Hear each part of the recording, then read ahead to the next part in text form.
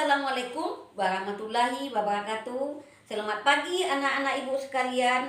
Pada pagi ini ketemu lagi dengan Ibu Ernawati, yaitu dengan mata pelajaran geografi. Pada kali ini kita akan membahas bab 2, yaitu mengenai persebaran sumber daya alam.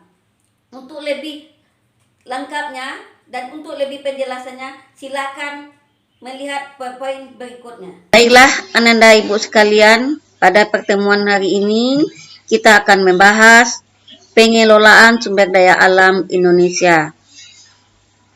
Dalam pembahasan ini, Ibu sudah memperlihatkan gambaran atau gambar ini.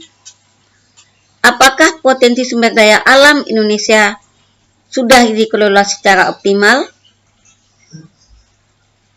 Yang kedua, bagaimana pengaruh sumber daya alam terhadap kesejahteraan masyarakat?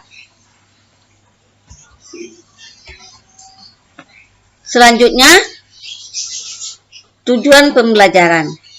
Setelah membaca teks potensi sumber daya alam Indonesia, Ananda mampu mengklasifikasikan sumber daya alam di Indonesia. Untuk lebih jelasnya, maka kita akan membahas mengenai klasifikasi sumber daya alam. Dibagi atas. 1.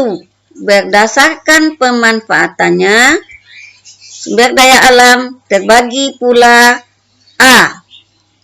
Sumber daya materi, yaitu sumber daya alam yang berbentuk benda mati, contohnya emas, besi, tembaga, nikel, garam, fosfat, dan marmer. B. Sumber daya hayati, yaitu sumber daya alam yang berasal dari tumbuhan, disebut sumber daya alam nabati, seperti padi, kapas.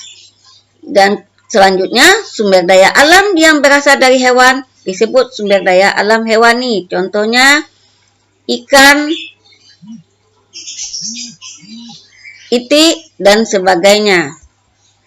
Yang C, yaitu sumber daya energi, yaitu sumber daya alam yang energinya dimanfaatkan oleh manusia. Jika diolah, sumber daya energi dapat menghasilkan energi panas yang dibutuhkan manusia. Yang D, yaitu sumber daya ruang.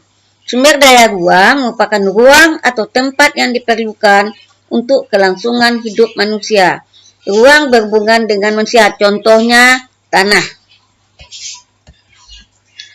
2. Berdasarkan ketersediaannya. Terbagi atas sumber daya terbarukan, yaitu sumber daya yang berasal dari proses alam berkelanjutan dan tidak akan habis. Yang D, yaitu sumber daya tidak terbarukan, yaitu sumber daya alam yang jumlahnya tetap dan tidak dapat dikonsumsi terus-menerus, misalnya bahan bakar dan fosil. Contohnya yaitu blok minyak dan gas mahakam di Kalimantan Timur dan sebagainya. Yang ketiga, yaitu sumber daya alam berdasarkan sumber asalnya.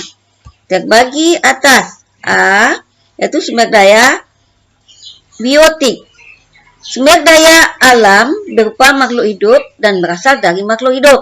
Contohnya minyak bumi dan batu bara. Minyak bumi berasal dari fosil makhluk hidup jutaan tahun lalu. Batu bara berasal dari sisa-sisa tumbuhan. Bagian kedua yaitu B, sumber daya abiotik. Sumber daya alam yang merupakan benda mati dan jumlahnya melimpah. Contohnya tanah, air, sinar matahari, udara yang berguna bagi kelangsungan hidup manusia. Demikianlah materi yang bisa Ibu sampaikan hari ini. Mudah-mudahan Ananda sekalian dapat memahami klasifikasi sumber daya alam